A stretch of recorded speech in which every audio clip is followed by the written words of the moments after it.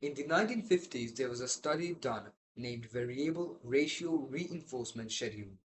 In this study, rats were placed in a Skinner box, and whenever they would press a lever, sometimes they would get a reward, which is a food pellet, and sometimes they would get nothing. The the times when they would be getting a food pellet would be based on random and unpredictable patterns, which was also called a variable ratio schedule. Now, what the researchers observed was that the rats became obsessed to the lever, to pressing the lever. And after a time, this obsession grew so much, so persistent, and so hard to break that they continued to press the lever even when the rewards were entirely stopped. Now, in these few modern world addictions that we see today, we see this similar pattern in them. Gambling, 100%. Unpredictable rewards, 100%, right? Slot machines, 100%. Doom scrolling, 100%. I'll tell you how. In our mind, what really goes on when you're scrolling is that your mind is anticipating a reward which is an interesting and intriguing and exciting reel when you're scrolling. So when let's say you're in this reel, your mind is anticipating a better reel, an exciting reel than in the next one.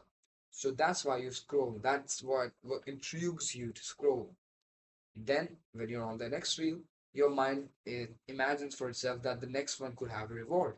The next one could be very funny. You go on to the next one, then the next one could have a reward, then the next one could have a reward, then the next one could have a reward. Slowly and slowly, you become obsessed to these reels.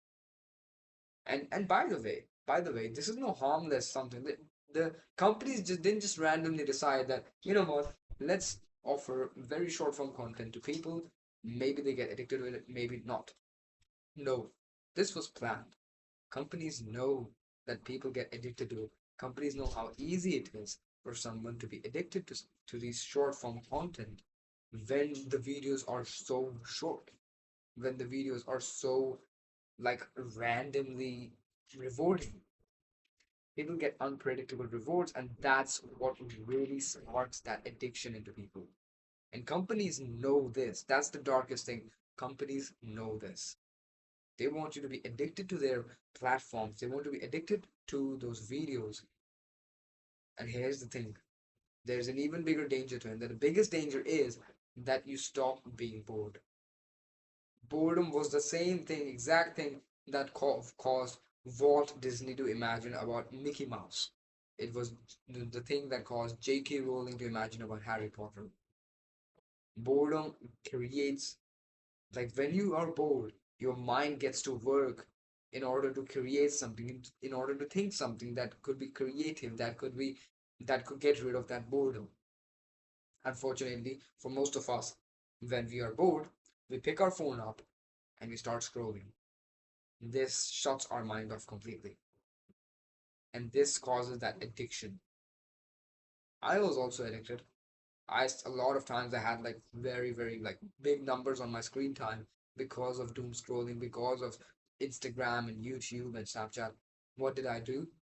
Well, basically, simple advice. It might sound scary for first for a few people, but when you do it and when you stay like that, when you keep your phone like that for a whole week, it's not scary.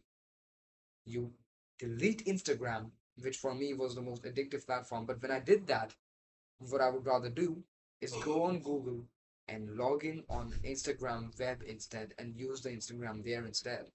So I logged out from the Instagram web on Google and then also disabled YouTube because otherwise I started to gain like an addiction to YouTube shorts instead.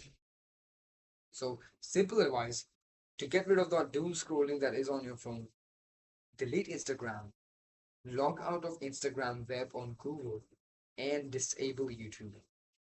Follow that advice, simple advice, for a week, and you will instantly start getting used to your phone being a boring machine, for your phone being a very like an unexciting thing to do. For you to pick up your phone and doom scroll, that's unexciting because you know you cannot scroll, you know you cannot use it for those short form contents, for those short bursts of dopamine. So that's what I did, and it really does work for me. and you can do it too. That's how you can really break free from the chains of doom scrolling. Because the thing is that you could also have discipline instead, but you don't have the discipline. If you did have the discipline, then you wouldn't be watching this video. Think about it. If you did have the discipline to stop yourself from scrolling on the reels, you wouldn't be watching this video. If you were that David Goggins version of yourself, who was so disciplined, who would call himself out every single time that he would get onto Instagram, start scrolling on reels. If you were that version, you won't be watching this video because you won't need to watch this video. So you're probably not. And I'm not. I'm just gonna call it on, man. I'm not that disciplined version yet. I'm just gonna call myself out instantly when I get to Instagram. No. I also tend to sometimes slip off from the track that I am on, and I sometimes end up scrolling. And so that is why I did this. I deleted my Instagram, I disabled YouTube because I know that I can get addicted to it very easily. This advice really genuinely works. It has worked for me. And I know if you would give it a try, at least for a week, like give it a try so that you can get used to it, I know it will work for you too. And you will start figuring out ways on how you can fill that dead time in the day instead of using a phone. You can rather read a book or you can rather do something that actually intrigues you. So do that. I hope this video helped you. Goodbye. Jai Shri Krishna.